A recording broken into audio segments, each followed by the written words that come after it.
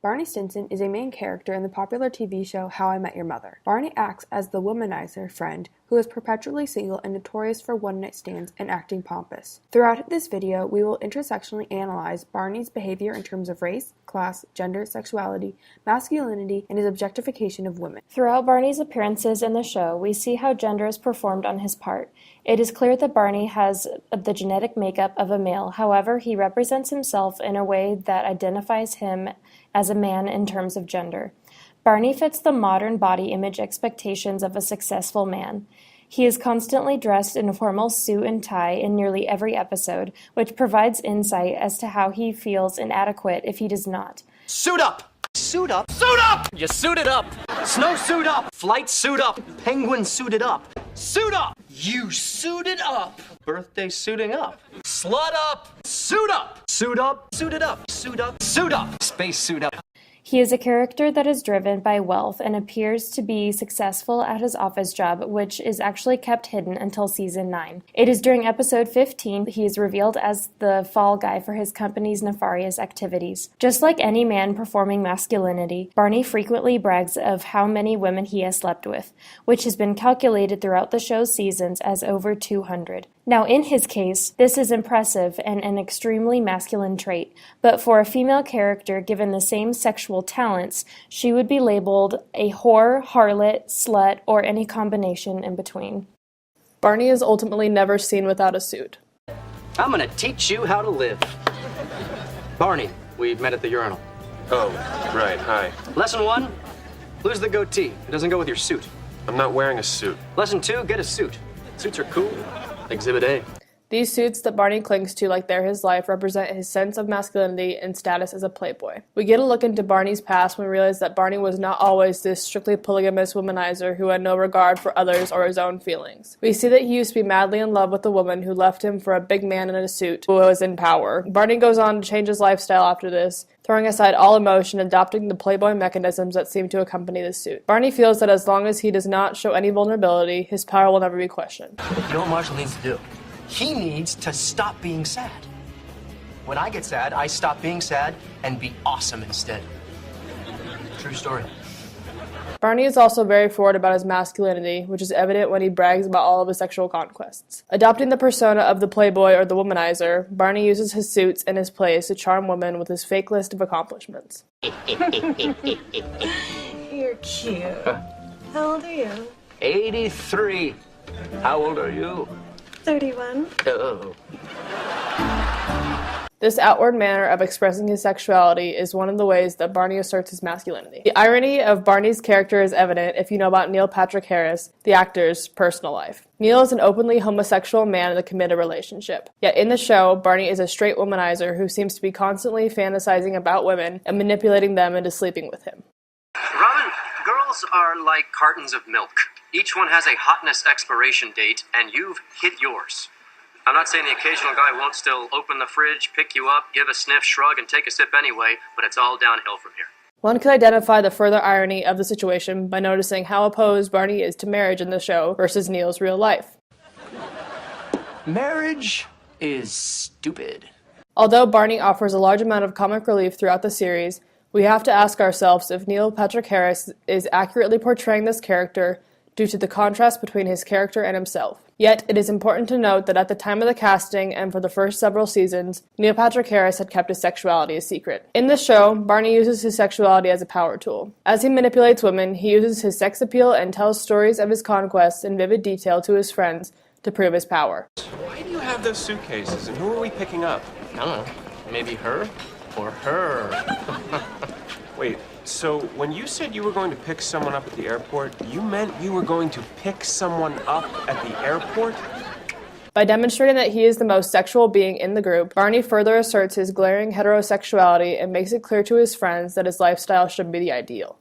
Please? Sure. I'll just summarize it. Okay,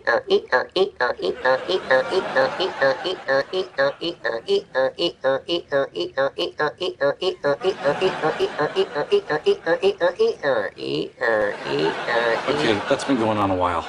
Only way I know how. A critical scene in the show that addresses sexuality is the following. Tonight, I pick up a lesbian. Robin. I need your lipstick. In this clip, Barney dresses up to attempt to portray himself as a lesbian woman. Not only is this demonstrating an offensive stereotype, but it also gives the audience the interpretation that sexuality can be manipulated. In one of our class readings titled An Intersectional Analysis of Six-Packs, Midriffs, and Hot Lesbians in Advertising by Rosalind Gill, Gill states that the packaging of lesbians within conventional norms of heterosexual feminine attractiveness is one way in which the figure appears to be constructed primarily for the straight male gaze. From Gill's observation, we can see how Barney, a heterosexual demonstrating the male gaze upon a homosexual woman, is fantasizing and planning to manipulate another's sexuality for his own benefit. Barney Stinson utilizing female objectification. Number 1, the playbook. The playbook contains every scam, con, gambit, flim-flam, stratagem, and bamboozle I've ever used or ever hope to use to pick up chicks and give them the business. Because Barney is the ideal successful bachelor, he has taken it upon himself to write a book for other men in hopes to help them trick women into sleeping with them. Most of his tips are made up of ridiculous efforts of becoming a fake person with a crazy background story to provide some ambiguity and give them reason to ditch the girl if the one-night stand starts to turn sour. This book admits the fact that Barney treats women as mindless bodies or mere objects for his use.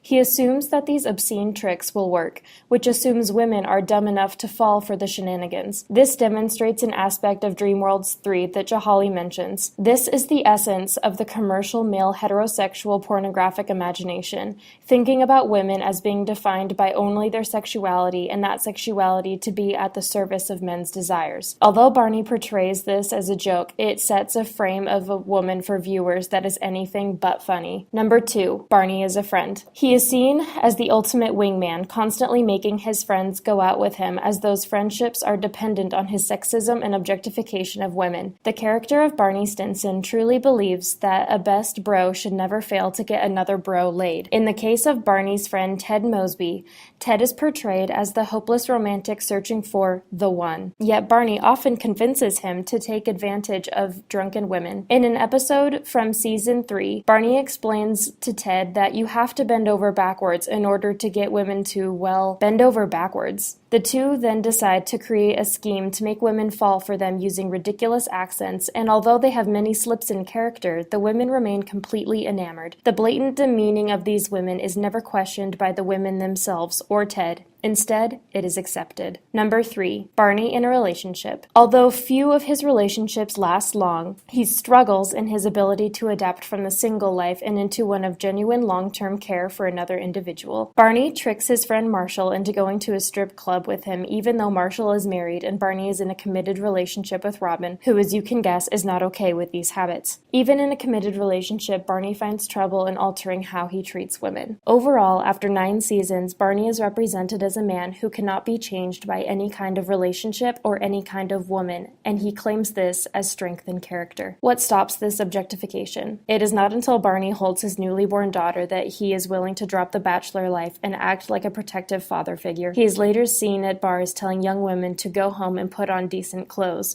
which graduates him from a sexist and objectifier of women. In How I Met Your Mother, Barney Stinson is the single playboy character and friend of Robin, Ted, Lily, and Marshall. Unfortunately, the show is an extremely white show that presents little diversity with its characters. The only semi-main character who is a different race is Barney's brother, who is both gay and black. Most TV shows do this, combining 2 minorities in one character while leaving other characters to be stereotypical white heterosexual people. Throughout the series, there are only a few instances of the issue of race and Barney. His brother and him, who are obviously not from the same father, have never met their fathers. In one episode, they are cleaning out their mother's house and stumble upon a letter and picture that says "your son," and go on a quest to find the man who the picture and letter was intended for. They find the man, and he is African American. Barney is clearly upset and confused, but wants a father figure in his life, so he calls this man Dad. Guys, I'm black! This behavior ties back into the lack of discussion of racial diversity within the series. You never really get to know how Barney and James felt growing up being in a mixed household. In our reading by McIntosh, she brings up the idea of race, class, and sexuality. Since racism, sexism, and heterosexism is not the same, the advantaging associated with them should not be seen as the same. In addition, it is hard to disentangle aspects of unearned advantage,